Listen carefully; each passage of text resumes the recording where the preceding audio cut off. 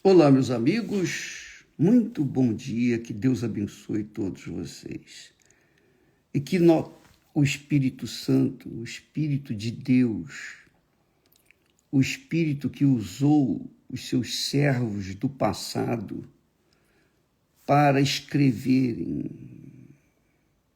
aquilo que nós temos conhecimento, a história do povo de Israel, o início do cristianismo,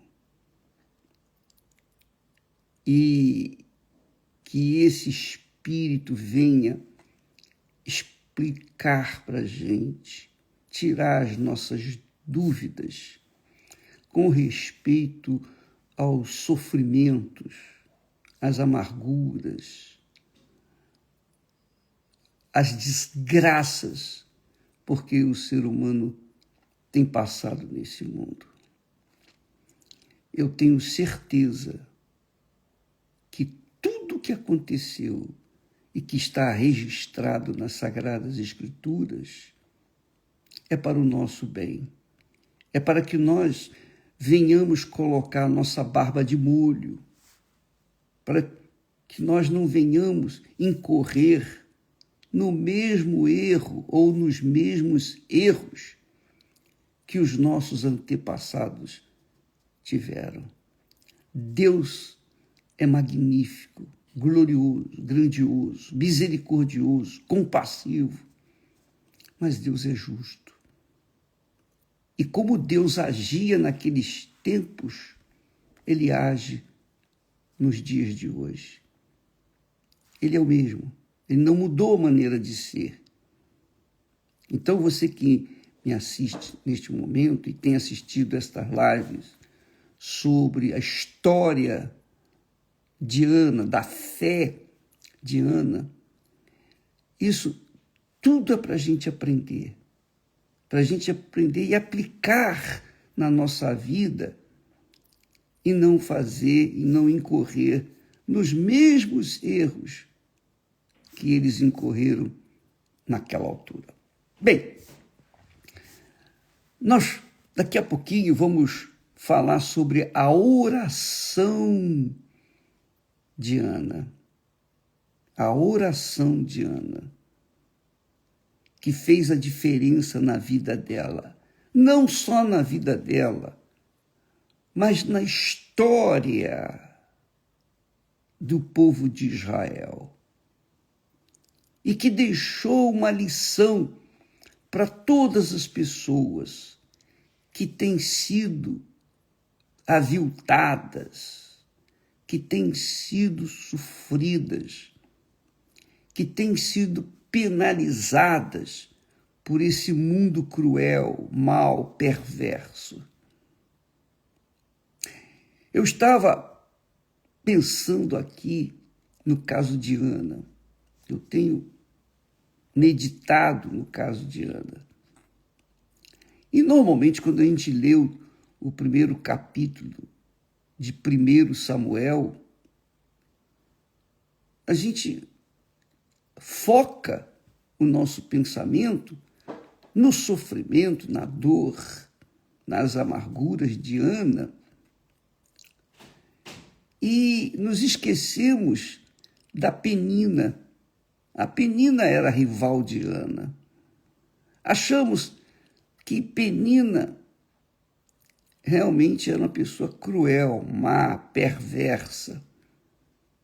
Mas nós não pensamos na Penina. Nós só olhamos com um olhar crítico, porque ela foi cruel. Ela foi muito cruel. Ela chegou ao ponto de levar Ana ao desespero. Isso mesmo. Ana ficou desesperada, porque a língua de Penina era como um chicote. Um chicote.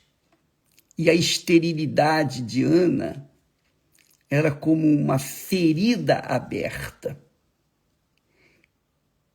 que Penina açoitava, martirizava sem cessar. Sem cessar.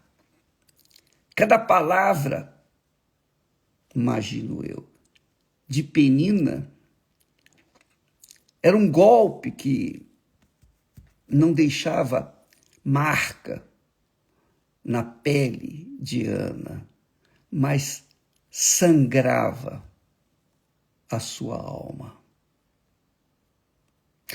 O mesmo se deu com Jesus. O mesmo se deu com Jesus. Davi fala sobre isso, os seus sofrimentos, os seus gemidos, mas foi por causa do seu pecado que ele sofreu. Não foi o caso como Ana. Ana não tinha cometido o pecado. Ela não roubou, ela não matou, ela não adulterou, ela não fez nada de errado. Mas ela gemeu. Ela gemeu. E Deus mostra que Ana gemeu porque Deus tinha um plano para ela. Nós sabemos que Deus tinha um plano para ela. E não fosse os gemidos de Ana, nós não teríamos o profeta como foi o filho dela, Samuel. Nós não teríamos. Não sei o que seria desse mundo sem o profeta Samuel. Mas a Penina, ela foi coparticipante dessa tristeza, agonia de Ana. Então a gente pensa assim, poxa, Penina, ô mulherzinha miserável, né? Ô mulherzinha infeliz, ô mulherzinha cruel. Mas se nós olharmos direitinho para Penina, nós vamos ficar com pena dela. Sabe por quê? Porque Penina, ela era cruel para com a Ana, porque Penina não tinha a atenção e o amor do seu marido. Ela não tinha o mesmo amor que Eucana dava a Ana. Então Penina era uma mulher sofrida, amargurada. Ela era infeliz, ela dava à luz a filhos, os filhos, 10 filhos, nós supomos que eram 10 filhos, mas mesmo todos os 10 filhos não aplacava a sua dor da falta do amor do seu marido. O seu marido a tinha como uma geradora de filhos, produtora, digamos assim, ou reprodutora. Mas Ana não. Ana era amada, muito amada, extremamente amada de Eucana. Por isso que ele disse para ela, poxa, Ana, não sou eu melhor para você do que 10 filhos? Não sou eu melhor? Não. Você é realmente um homem muito bom, excelente marido, perfeito, mas a minha dor, a minha tristeza, a minha agonia, só Deus pode tirá-la, porque o problema não é você, o problema sou eu. Eu sou o problema. Então, com esse espírito desesperador, sofrido, Ana passou por cima da religião, passou por cima dos sacerdotes, passou por cima de tudo e foi para o altar. E lá no altar, isso é muito forte, lá no altar ela resolveu o seu problema, que é o que nós queremos que você aprenda, minha amiga, meu amigo. A oração de Ana ensina a gente a orar também. Agora, como é que você, como é que eu, como é que nós podemos chegar diante de Deus e fazer a mesma oração que Ana fez? Porque está escrito, nós vamos ler essa oração. E fazemos a mesma oração que muitas vezes a pessoa faz, mas não obtém a resposta. Por quê? Por quê, hein, bispo? Diga para mim. Eu uso essas mesmas palavras, já falei com Deus várias vezes, quase que a mesma coisa, mas não resolveu. Pois é, sabe por que não resolveu, amiga e amigo?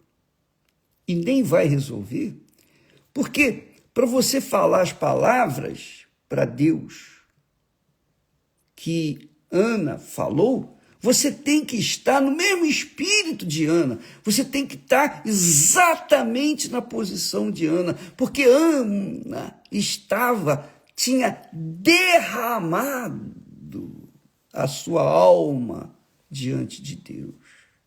Tamanha a sua aflição. No Salmo 69, nós lemos Davi falando com Deus. Lá no Getsemane, Jesus também foi açoitado pela dor. E eu creio, é uma coisa pessoal, eu creio que Ana era um tipo de Jesus. Era um tipo de Jesus. Simbolizava, representava Jesus. Porque Jesus foi muito além de Ana, obviamente. Porque Ana estava gemendo por um sonho, o sonho de ter um filho. No caso de Jesus, ele gemeu para a salvação de todos os que nele creem. Todos os que nele creem. E são milhares, milhões, bilhões de pessoas que têm crido em Jesus. E Jesus carregou sobre o seu corpo as dores, as maldições, as aflições, as angústias que Ana estava sofrendo. Mas Jesus carregou, além disso, os pecados de toda a humanidade, mesmo daqueles que o desdém, que o desprezam. É isso mesmo. Lá no Getsemane, começou o calvário do nosso Senhor. A sua dor era tão grande, a sua alma estava tão aflita, tão aflita, tão aflita, que o seu suor se transformou em sangue, misturou-se com sangue. Tamanho o sofrimento dele, tamanha profundidade de depressão que Jesus entrou ali no Getsemane. Foi tão forte, mas tão forte, mas tão forte, que Jesus apelou ao Pai, orou ao Pai. Orou, como Ana orou, Jesus também orou com sinceridade. Ele derramou a sua alma no Getsemane e disse: 3 vezes ele pediu ao Pai: meu Pai, passe de mim este cálice. Passe de mim este cálice. Passe de mim este cálice. Contudo, não seja feita a minha vontade, mas a tua vontade. O nosso Senhor gemeu por todos nós, mas nós aprendemos, não só com Ana, mas também com Davi, e também com Jesus, e também com Abraão, quando tinha a sua dor, carregava a sua dor de não ter um filho, 75 anos. Tinha tudo, tinha dinheiro, tinha tudo. Tinha uma mulher amada, mas ele não tinha filhos. Então, veja só, Abraão queria filhos. Ana queria filhos. Davi teve muitos filhos. Mesmo assim, não foi feliz. Jesus queria ter você que está me assistindo agora. Ele queria o seu reconhecimento. Reconhecer que só Ele é capaz de satisfazer a sua alma. Só Ele é capaz de fazê-lo feliz. Porque para isso Ele veio ao mundo, para dar a alma dele em resgate, em remissão da sua alma, da minha alma, das nossas almas. Então, para que nossa oração seja atendida como a oração de Ana foi atendida,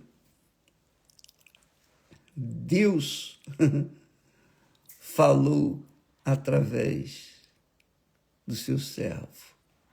Ele disse: invoca-me no dia da angústia. Quer dizer, não basta invocar a Deus. Eu entendo aqui, não basta chegar e dizer: ó Deus, me ajuda. Não. Para que a nossa invocação a Ele traga resultado, traga resposta dele, é preciso que nós estejamos na angústia mesmo.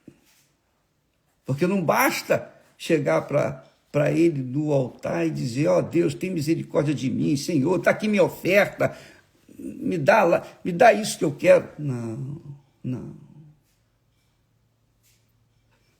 A oração que Deus quer exige que nós estejamos com a alma derramada no altar. Esse é o segredo, foi o segredo de Ana. Porque quando Deus fala: invoca-me no dia da angústia, é porque a angústia é, eu diria, o combustível da fé viva, da fé que ninguém entende, que o mundo não entende. Só quem tem o Espírito de Deus sabe o que é. Então, para que nossas orações possam ter respostas, é preciso a gente estar em angústia, em dor, em sofrimento, em humilhação, tal e qual Ana esteve. E Deus permitiu que Ana tivesse uma penina que esfregasse na sua cara todo dia, toda hora: você não tem filhos, você é como um deserto, você é como uma sepultura, não nasce nada em você. Mas coitada da penina, ela também era digna de misericórdia, porque ela sofria, ela castigava a Ana, porque ela era castigada pela falta do amor sincero, puro, verdadeiro do seu marido. Seu marido apenas a usava para gerar filhos. É isso aí. Mas Ana não. Ana carregava uma angústia, um tormento que só Deus entendia. Ela também entendia a sua dor. Então, quando Deus fala, invoca-me no dia da angústia, quer dizer que eu posso invocá-lo só no dia da angústia? Deus fala para a gente invocá-lo no dia da angústia, porque no dia da angústia a nossa alma está esfacelada. E a nossa sinceridade é verdadeira. Porque se uma oração não for feita com sinceridade e com fervor, não há resposta. Então Deus fala, invoca-me no dia da angústia, eu te livrarei. Olha só a resposta dele. E tu me glorificarás. Que foi o que aconteceu com Ana. Deus ouviu a oração de Ana. Ouviu a oração de Ana, mas não ouviu a oração do filho dele, Jesus, porque ele tinha que carregar mesmo o sofrimento e a dor e a maldição e os pecados de toda a humanidade para que eu pudesse estar aqui falando com vocês, ensinando aquilo que Deus me tem ensinado, passando, dividindo com você aquilo que Deus me tem me dado. Minha amiga, meu amigo, para que Deus possa ser glorificado de verdade, nós temos que ter razão para isso. Não basta levantar as mãos para os céus e dizer aleluia, aleluia, aleluia. Não basta uma simples canção, aleluia, eu te louvarei, ó Senhor e tal. Não, não. Essa oração, o louvor tem que ter uma razão, tem que ter um fundamento, tem que ter uma base. E a base é quando ele ouve a nossa oração e nos livra. Quando ele nos livra, então nós temos razões de sobra para exaltá-lo, glorificá-lo, magnificá-lo. Foi o que aconteceu com Ana. A sua dor foi muito grande. Mas, quando Deus ouviu a oração dela, Deus foi glorificado. E ela, Ana, de humilhada, tornou-se uma mulher abençoada. Até hoje nós falamos de Ana. A história, a palavra de Deus registra a história de Ana. Então, até hoje, Ana é honrada. Mas, veja só, diz o texto sagrado que Ana, pois, com a amargura de alma, orou ao Senhor e chorou abundantemente. Talvez você não tenha lágrimas, se já esgotou todas as suas lágrimas, mas quando uma pessoa está com amargura de alma, ela encontra lágrimas para derramar diante de Deus. Então, na sua oração, na sua amargura, na sua tristeza, ela disse assim, com licença.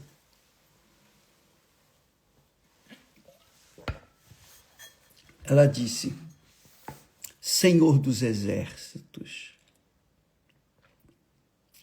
se benignamente atentares para a aflição da tua serva, ela estava verdadeiramente aflita.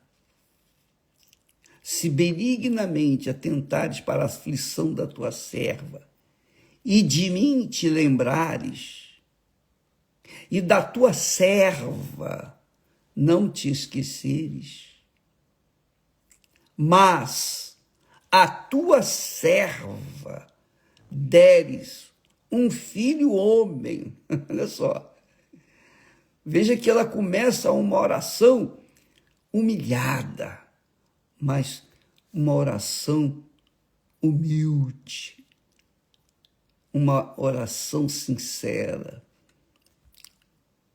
Ela reconhece o Senhor dos Exércitos. E ela fala em serva.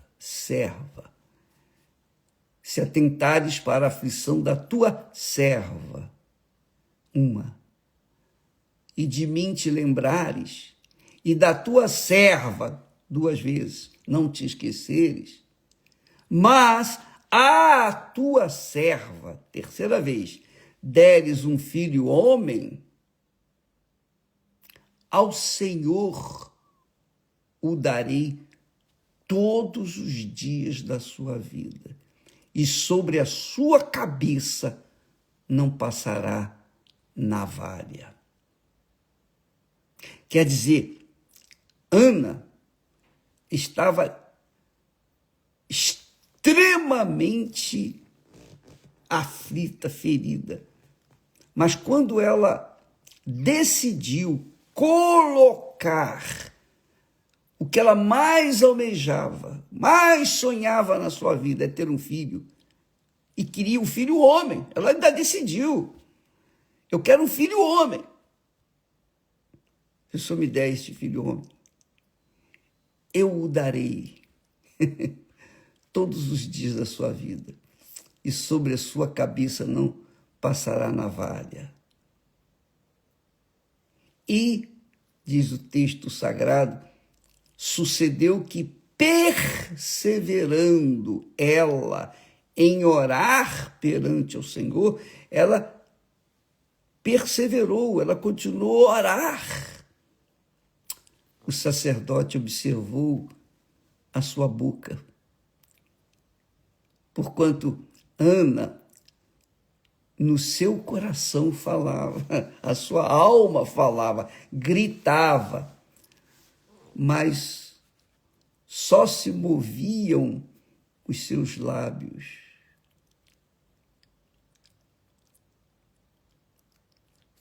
Só Deus ouvia. Só Deus ouvia a oração dela, porque a oração dela saía das profundezas da sua alma. E é assim que a nossa oração é ouvida. Você, amiga e amigo, não precisa ser como aquele religioso hipócrita, aquele sacerdote que dizia de si para si mesmo, ó Senhor, graças te dou, porque eu não sou como aquele homem pecador, publicano, etc, etc. Não. Deus quer ouvir a sua voz.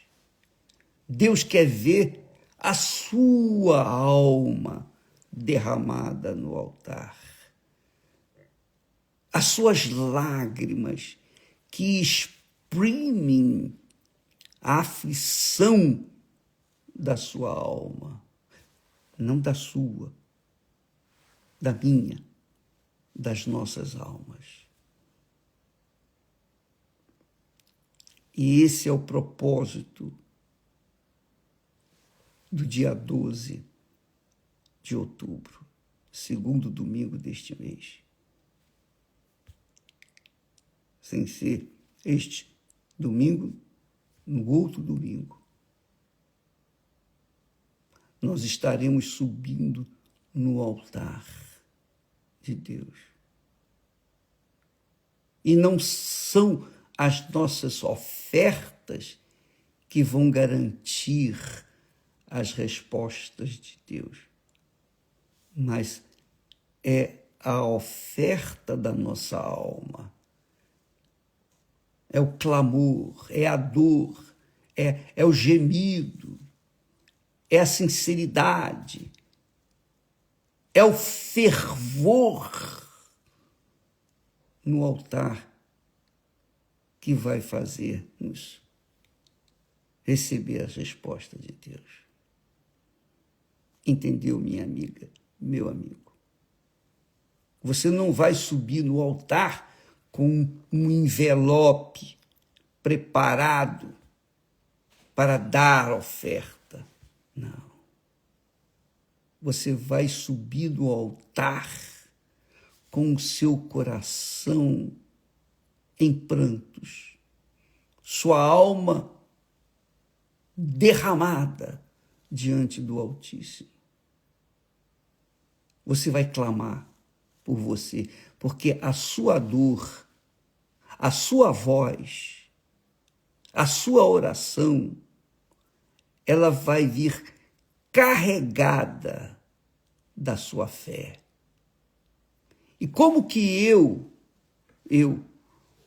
posso clamar na sua angústia? Eu não estou sentindo angústia. Eu não estou em angústia. Como é que eu poderia resolver o seu problema? Ou falar por você e dizer assim, meu Deus, eu clamo por essa criatura que está gemendo. Eu não estou gemendo, porque eu não estou na sua pele.